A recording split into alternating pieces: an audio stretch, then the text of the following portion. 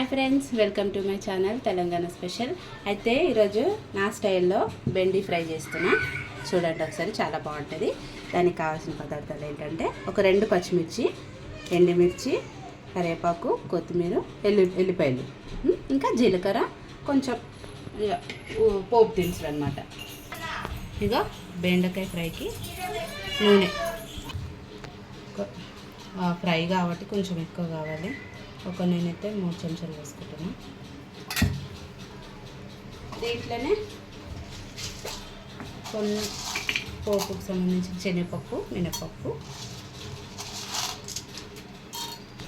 కొంచెం ఫ్రై అయినాక ఒక చెంచా జీలకర్ర. దీంట్లోనే పచ్చిమిరపకాయలు కూడా వేసుకున్నాను, ఒక 2.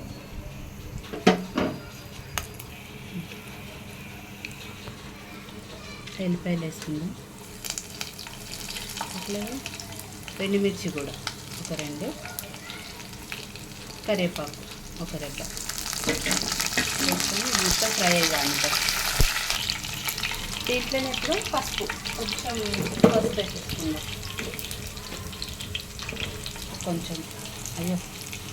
కొంచెం పసుపు వేసిన. ఇగో పసుపు వేసినాక బెండకాయలు వేసేసుకుందాం.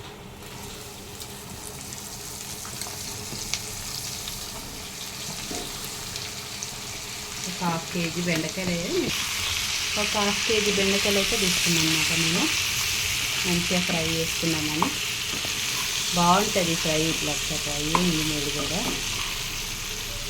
ఇవన్నీ దగ్గరికి అయిపోవాలి. ఇక ఫ్రై దీంట్లో ఉప్పు వేసుకున్నాం సరిపడా.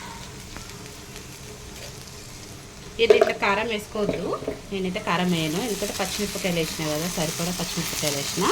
కారం అయితే వేయను. ఇంకా నేను నాటుకాయలు తీసుకున్నవి పచ్చిమిరపకాయలు ఒక 2 వేస్తేనే మస్తు కారం ఉన్నాయన్నమాట, అందుకే 2 వేసిన. పిల్లలు తినాలి కదా, మళ్ళీ కారం ఎక్కువైతే తినరని ఇట్లా వేస్తున్నాను అనమాట. ఈ సాల్ట్ వేసుకొని ఒక 5 నిమిషాలు అయితే ఫ్రై చేసుకుందాం బెండకాయలు.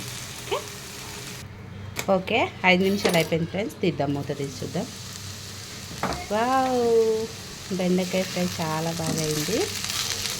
ఇంతే, ఎంతో టేస్టీగా ఉండే బెండకాయ ఫ్రై రెడీ అయిపోయింది. దీంట్లో కొంచెం పైన కొత్తిమీర వేసేసుకొని స్టవ్ ఆఫ్ చేసుకోవడమే. చాలా బాగుంటుంది. చారులోకి, పప్పులోకి, రసంలోకి ఇట్లా ఫ్రై చేసుకొని తినండి, చాలా బాగుంటుంది. చూడండి. ఓకేనా ఫ్రెండ్స్, ఇంతే. ఇంకా నా ఛానల్ని అయితే సబ్స్క్రైబ్ చేసుకోండి, లైక్ చేయండి, షేర్ చేయండి. తెలంగాణ స్పెషల్. ఓకేనా ఫ్రెండ్స్, బాయ్.